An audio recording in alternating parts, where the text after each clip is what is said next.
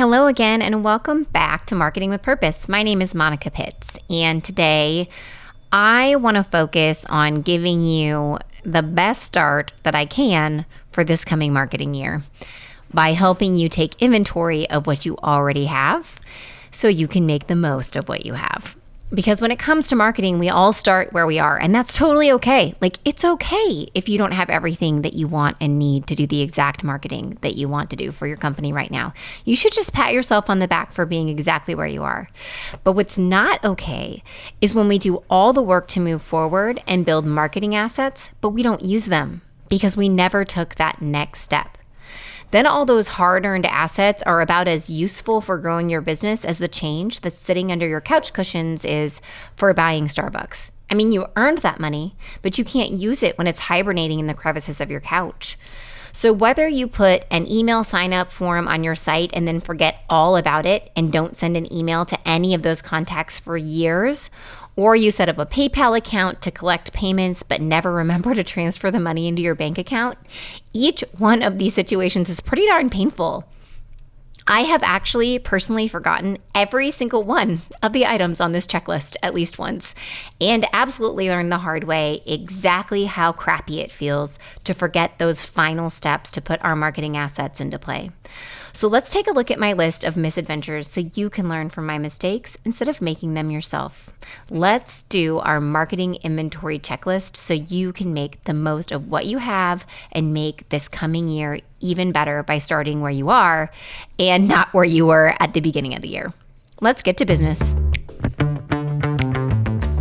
You're on a mission and you just need more people to know about it. And whether you're brand new to marketing or a seasoned pro, we are all looking for answers to make marketing decisions with purpose. I'm Monica Pitts, a techie, crafty business owner, mom, and aerial dancer who solves communication challenges through technology.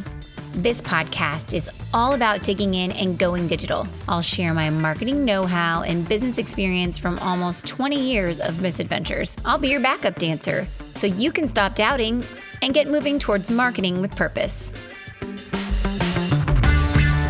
So this episode is a checklist, and because it's a checklist, I absolutely wrote a blog post about it.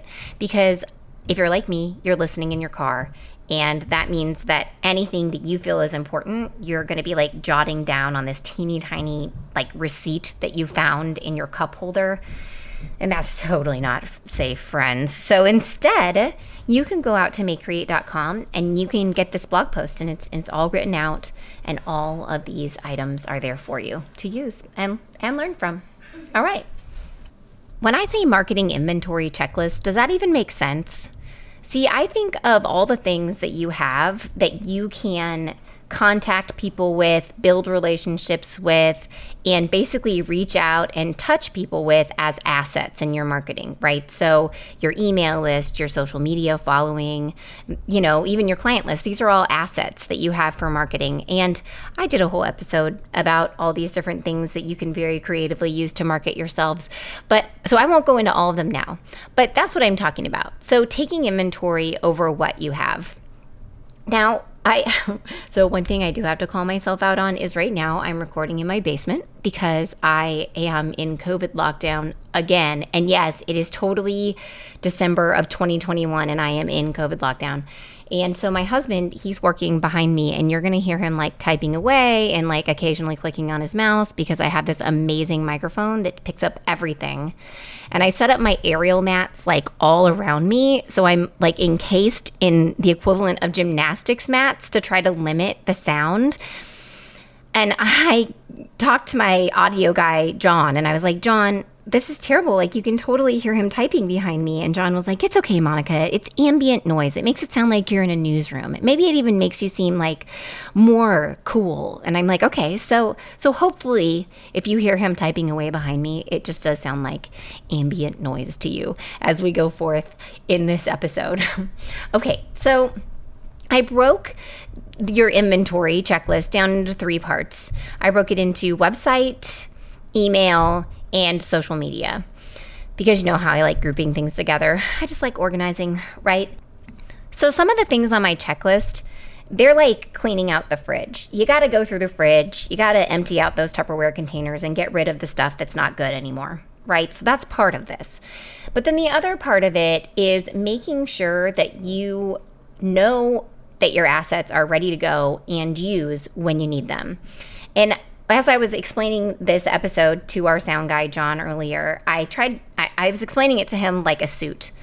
So you got a wedding that you're going to go to. You've got a suit in your closet, and you know you have that asset. That suit is an asset to you because you don't have to go buy another one. You're just going to put it on and you're going to wear it to the wedding, right? But you didn't check the suit before the wedding. You just pull it out of the closet and you're getting ready to put it on, and you realize that it still has food on it from the last wedding that you went to. That stinks because now your suit, it's not an asset anymore.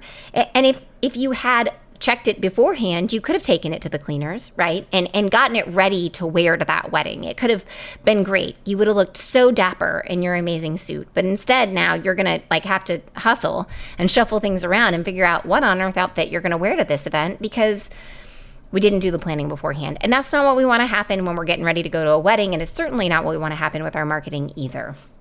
Okay, so suits and refrigerators, boom, that's what I'm talking about today. All right, so let's start at the top with your website. The first thing I want you to do is go out, log into your admin section and review your site admins. This is cleaning out the fridge, okay? Make sure that all the users on your website should actually be users and that they're not past employees. Delete anybody who shouldn't have access anymore. Just don't delete all of the site administrators. Don't do that because then you'll actually lock yourself out of your website. I've totally had clients do that before. Don't do that. That is bad. It is hard to get everything back and it is time consuming. The second thing I want you to do is looking at your suit, okay? So look at your staff, service, and projects pages. Are there services that you offer that are not listed on your website right now? Are there services that you don't offer that are listed on your website right now? And are your staff members accurate? Do some need to be removed? Are there job listings up there that have been expired? Are there events that have passed that you don't want to advertise for anymore? Are there projects that need to be added? And are there projects that are just not as cool as they were anymore? Maybe you don't do work like that as much anymore. Maybe you want to take them off. So look at those items. And also in that same suit category is making sure that your website doesn't stink for your mobile users. Like, is it phone friendly? So open your website on your phone and really look at it and click on stuff. Like, does it work? Do you hate it? Does it look cool? Are your fingers too big to click the buttons? My dad always complains about that because he has big fingers. And I'm like, well, it works for me. And he's like, it doesn't work for me. Anyway, so people are way more likely to view your site on their phone now than ever before. Every year for the past 5 years, I have seen an increase in mobile traffic on every website I review. And that's a lot. Most websites that I review have a minimum of 25% of their traffic coming from a mobile device. So we need to make sure that your website is ready for people to look at and use on their phones. I also want you to look at your biggest competitor's website on your phone. Like, what does their website look like? Because you might have built your website 4 or 5 years ago and know exactly how it works. And honestly, things were really different 4 or 5 years ago. The browsers were different. The website expectations were different. Like, ask yourself, is your website keeping up with the times and the Joneses? Because we want you to look awesome when you meet people. Get that suit cleaned, right? Now, while you're out on your website, I want you to test your contact form. And I know this seems like a strange suggestion initially because you set it up at one point in time, but I want you to pretend to be a visitor on your own site and fill out that form or an application or whatever lead generator or donation form that you have on your website.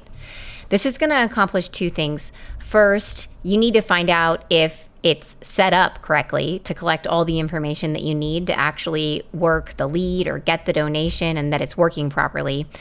And also ask yourself, like, is the form asking for enough information? Like, is enough information being sent to the right place in the right way so that it's easy for your staff to collect it and use it? And then second, you should receive a confirmation email. You want to see whether people are getting an email back that's meaningful to them, because remember that, like, this form is often the start of your relationship and it should tell them what the next step in the process is going to be. Sometimes, I mean, often, usually, we just set up the website, we set up the forms, and then we never look at them again. We never test the forms. So we don't know what that response looks like anymore. You don't even know if it sends from the right person or to the right person because we just don't think about it. But if you do think about it, this is the very first time that people come in contact with your business or your organization. So it needs to be nice. You want to seem competent and helpful in that email. So make sure that you test your form and put that best foot forward. And then last but not least, I want you to test your payment gateway. Like if you offer the ability to make donations on your site or make payments, but don't receive them very often, now is a great time to test that payment gateway. So in layman's terms, you just need to test paying online on your site, right? And see, did you get a success email? Did the transaction actually complete? Did the payment go into your bank account? Were you notified of the payment? All those things, because we want to make sure that people feel confident and safe and comfortable making payments on your website. And when little things are off, it triggers this like flight mechanism in our brain. And we're like, oh, this isn't right. We don't want to do this. Go out and test those things on your website. All right. So those are the website suggestions that I have for you right now. I think you should check your site admins, look at your service, staff, and project pages, check your website on a phone, test your contact form, and test your payment gateway. All right, so let's move on to email marketing. This one's going to go a lot faster. Everything about email marketing is just ensuring that you have your list up to date. Like, you have to keep them updated. I know that it is time consuming and it is incredibly painful, but you've gathered these emails all year, and odds are good that you may have forgotten to add more than a few contacts to your email marketing list. Take it from me. I was just looking at the new email system that we're using, and I was like, man, it seems like we just don't have nearly enough construction subscribers anymore. Like, what happened to all of them? I'll tell you what happened to them all. I never set up anything to actually import them into the new email marketing service. Yeah, so not since May. These people have not received an email from me since May. Like, I am not serving them very well. I am fired, okay? Don't fire yourself though, okay? Instead, we're going to make it right. So that is what John and I have been doing all week, is making it right. Exporting those people from our website and importing them in the right way into the right segment into our new email marketing service, because we forgot. And you might forget too, but you're not going to know if you don't take inventory, right? So make sure that you export your new clients from billing and get them added to your list, and export from your sales or donor management software to make sure that those individuals are now added to your list. Export all the people that signed up for events last year, because sometimes they're registering on other websites that are not your website or that don't connect to your email marketing software. So we want to get all those people that you met at your events. And then also, if you attended events and they gave you an email list, I want you to make sure that you added all of those new friends in your email marketing as well. Because, like I said, nothing feels worse than gathering all those contacts all year long and then realizing that they were never added to your list. You could have been building your relationship with hundreds more people throughout the year. So make sure that you do that year-end housekeeping to get all those contacts properly sorted into your email systems so you can be in an even better place for that relationship building next year. We don't want to move backwards, right? That is my suggestion for you for email marketing. And if you're a nonprofit, ask your board, do they have people that they're willing to add to the list too? Like, just do the reconnaissance, keep that list updated. All right, so next is social media. All right, so first, I want to talk a little bit big picture about that social media, or I should say those social media networks that you're involved in. I want you to keep the best and just ditch the rest. A lot of us are in more than one network.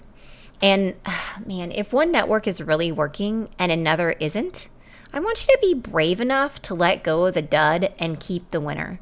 You don't have to be everywhere. You just need to be where your audience is. So if you tried out a new network and it's not growing, that's okay. You can let go of it if it's extra work for you, or if it takes too much time, or maybe it's not within your strengths and skill set. Like, if people aren't responding to it, you can stop. Give yourself permission to stop.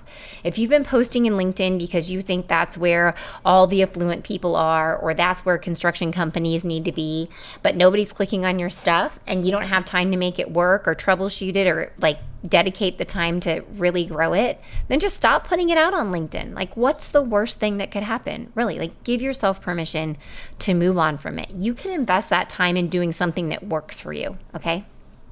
Okay, so the second thing that I want you to do after you let go of the bad baggage, cleaning out the fridge there, right, is more fridge cleaning. I want you to review your admins because just like your website, you have social media admins on your page and you need to make sure all those people should still have access. Like, the last thing you want is for an ex-employee to suddenly get pissed off at you and take revenge by posting something inflammatory on your social media channels. And honestly, anybody who's an admin on your page, if they get hacked, those hackers have access to your page because they're an admin on your page. So you just, I take it from me. I've definitely had that happen. So while you're at it, take a look at your email notifications from each of your networks as well. Make sure that you're receiving notifications from your business accounts and that they're coming into your inbox. So that way you know if something weird is going on. Otherwise, they're just hanging out there in your spam folder or in your updates folder and you're just not going to see them. And people are not super nice all the time. I know. My accounts just all got hacked. It's really crappy. But if I would have had a better handle on where all my notifications were going, well, and they hacked me on a Sunday, so that's really crappy because I probably wouldn't have seen it anyway. But let's say that they were coming to a direct inbox instead of my primary inbox instead of my updates, I would have noticed them even faster. And then also I want you to ask yourself, like, let's say that you are the CEO or you're the executive director, like, are you even the right person to get those notifications? Is there someone else in your organization that is better to get all these social media notifications? So that way you can make sure that everything is safe and sound out there. And that people are getting responded to, because remember, social is about being social. And if you don't know that people are commenting, then you won't know to respond to them. All right. So 2 more things in social media. One, and so this is your suit, right? I want you to just be confident in asking people to follow you. Like, check and make sure that you are inviting the people who interact with your social posts to like your page. Like, a lot of people forget to do that on a regular basis, but it's actually one of the easiest ways to grow your following. It totally works. Another super easy way to grow your following is to invite all your staff, to invite everyone they know to like your page. Yeah. Because we're always continually connecting with people via social media, but we often forget to ask them to like our pages. So now's the time to do it. I mean, you probably thought about it when you set up your page initially, but when was the last time that you went out and invited people to like your page? Those people that you have personal connections with on social media, those people are assets. They're marketing assets for your organization, and you can ask them to become involved with what you do. Don't feel bad about it. Ask. Okay, and then last but not least, while you're out there, this is your last suit-related item. Check your chat and messenger autoresponders to make sure that you have them set up correctly. And if they're not set up, you might take the opportunity to set them up now and make sure that they say what you want them to say, because these are things that, once again, we just set up and we just forget about them forever. But these are the first interactions that people have with our organizations a lot of the time. So make sure that you're interacting with your potential customers or donors the same way that you would in person, right? And while you're out there, you can also do some reconnaissance to make sure that your contact information, your logo, the cover image, and your hours are all correct as well. A lot of the times we'll even adjust our mission as a company or our services, and we don't ever go out into our social media accounts and adjust our company profiles. We don't adjust that paragraph that talks about us. And we could have set it up 20 years ago. I mean, really, at this point. So that's a really long time ago. Yeah, and so you don't sound like that anymore. So go out and definitely take a look at those things. So in social media, go out and be honest with yourself. If something's working, keep it. If a network isn't working, empower yourself to quit that network. Review your admins. Make sure that you invite people to follow your page. And also do check on all your autoresponders and your graphics and the content that you have out there that's written and describing your organization. All right, so friends, like I said before, I have personally forgotten every single one of the items on this checklist at least once, maybe even recently, maybe even this year, right? So I write this blog post and give you this podcast as much as a reminder to myself, as a reminder to you. You should learn from my misadventures and don't feel bad about forgetting it, but get even, man. Like, evacuate the change from your couch. Make sure that you're up to date and start your next marketing push where you are now, not where you were last year. So all the things that I just listed off here, they're all out on mayecreate.com in a blog post. So you can get this list over there if you're not an audio learner. And I mean, hopefully you weren't writing them down as you were driving in your car like I do so often, because that's just not safe. It's not safe, friends. Go out to the blog and get them. Okay. And of course, if you enjoyed this podcast or if you learned a thing or two, please give us a review. We are always trying to help more people with their marketing, to solve their marketing problems. And the way that we meet more people is by you reviewing our podcast. And until next time, you know what to do. Go forth and market with purpose.